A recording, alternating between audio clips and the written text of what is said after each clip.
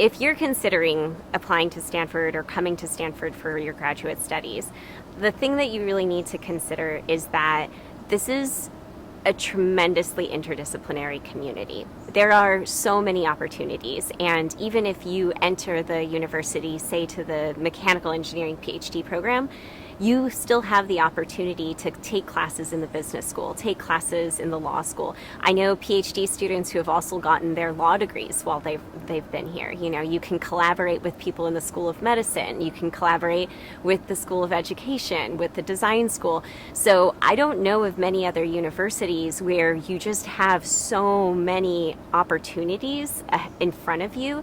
And in addition just to those fields that you can work with and do interdisciplinary work, there's also a lot of support. And I think that is what makes Stanford very unique, is that the university really is committed to supporting its students and also its postdocs. So even if you're thinking of coming to Stanford for a postdoctoral experience, or for a technician experience, not just the studies, the university really is invested in your success and giving you what you need to succeed. As a new graduate student, I think the most important quality that would help me is to be open to new experiences.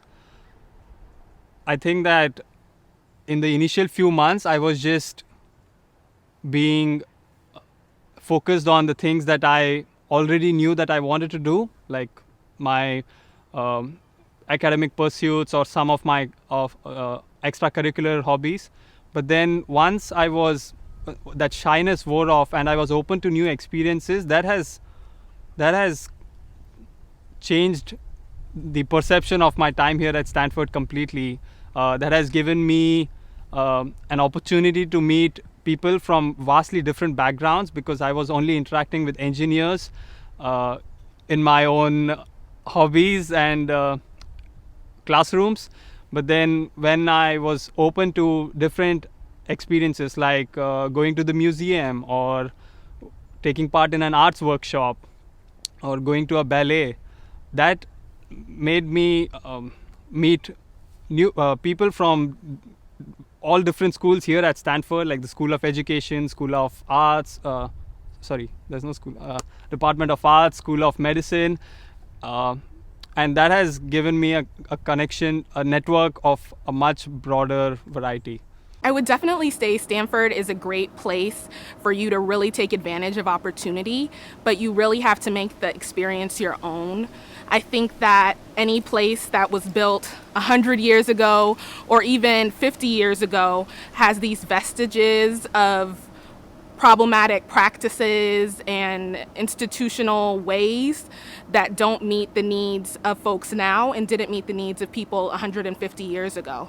So as students consider Stanford and look at graduate education more broadly, I encourage them to think about ways that they can press their institutions to do better and encourage their research to push the envelope as well.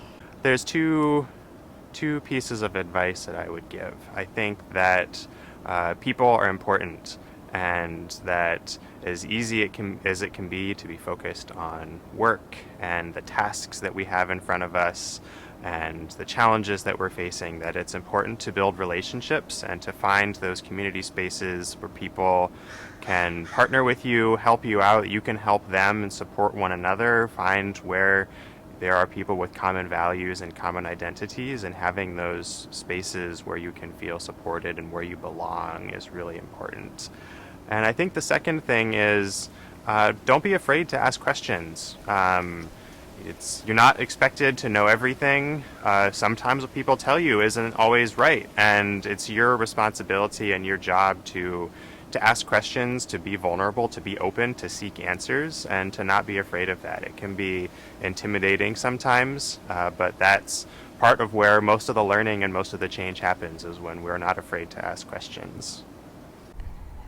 I think that one of the most important things is to search for your communities early, your networks of support. I've gotten some of that at Centro Chicano y Latino on campus. I've really activated that through my mentorship for first generation college students.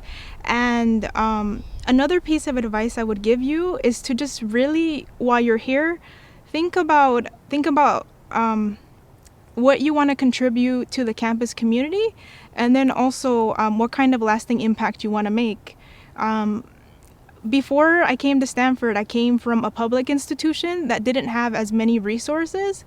So when I came here and I was able to create my own workshop series, I was able to get all of these resources about community engaged research, and I was able to just connect to a larger network of people that care about social change, that care about high quality teaching. Then I think it really grounded me here. Another piece of advice I would give you is to always remember why you came here, all of the hard work you put into being able to be here, and just like expressing gratitude and giving back and not ever disconnecting yourself from your purpose. I think this is actually a really hard time to give advice because, this situation is very much new to all of us. I think a lot of us are still trying to figure out what our day-to-day looks like, trying to figure out how we find balance, in these very, very abnormal circumstances. And I know this definitely translates to, being inducted into the Stanford community and starting your time at Stanford. Normally we would have orientation. This area would be full of people, and it's not right now. So the question of how do we form bonds with each other, how do we stay engaged when we rely on so much of the physical is difficult. I think one of the things that I always sort of fall back to is, do the best you can with what you have. Try to engage, whether it be with faculty, whether it be with fellow students. I know Zoom is annoying. There's a lot of lag, but it's still something. And there is something to be said about taking what it is that we have in front of us in this moment and making the most out of it. I would say always focus on, having a balance. I know there's a lot that's going on, and that's still true, even if it's not happening in the physical sense. And it's really easy to get swept up in a lot of that, but always take care of your health, your mental health, your emotional health, your physical health, all of that. In addition to your work, I think having that strong balance allows, it at least allows me to produce my best work. And I think the last thing is, and again, I recognize this is very difficult, especially in this climate, but try to make connections with students, especially students that have been here, students that can give you advice on how to maybe progress through your program, students that have maybe shared similar experiences to you, and students that haven't as well, because that's how we really broaden our horizons and our own perspectives. Try to make those connections as best as you can. For me, the students, my cohort, my colleagues, they have been essential to, empathizing with me during the tough times and celebrating during the good times. And so I hope you're able to find just a little bit of that if you can, because even just a little bit of it is extremely powerful.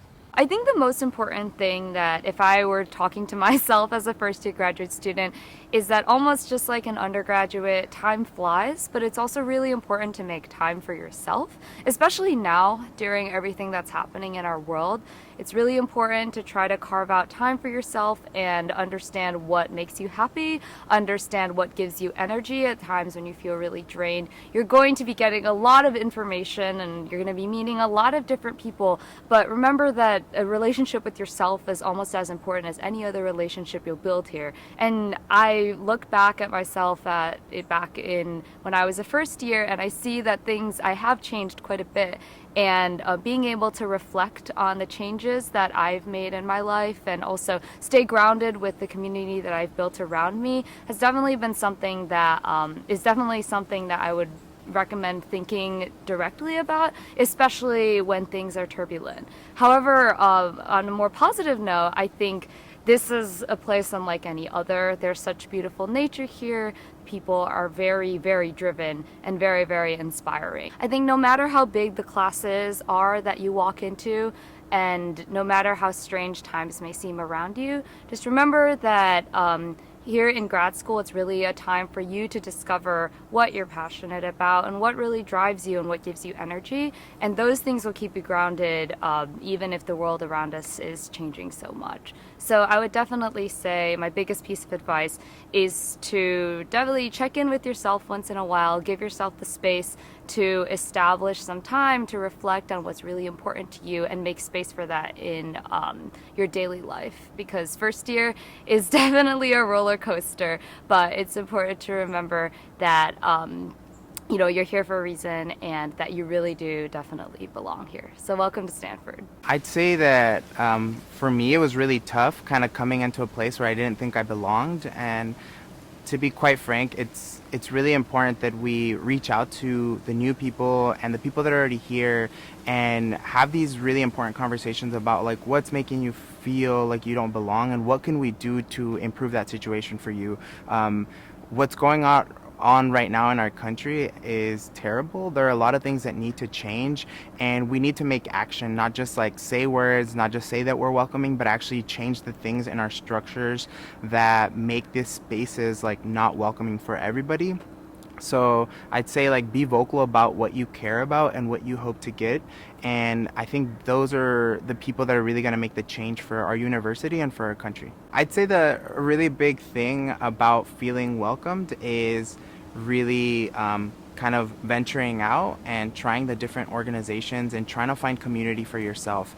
Like I said, when I first got here in 2015, it was tough. It was scary to be in a place like this that's like the leading people of the world, the smartest people you hear, but there's always a place here to find some sort of community and find that strength for yourself.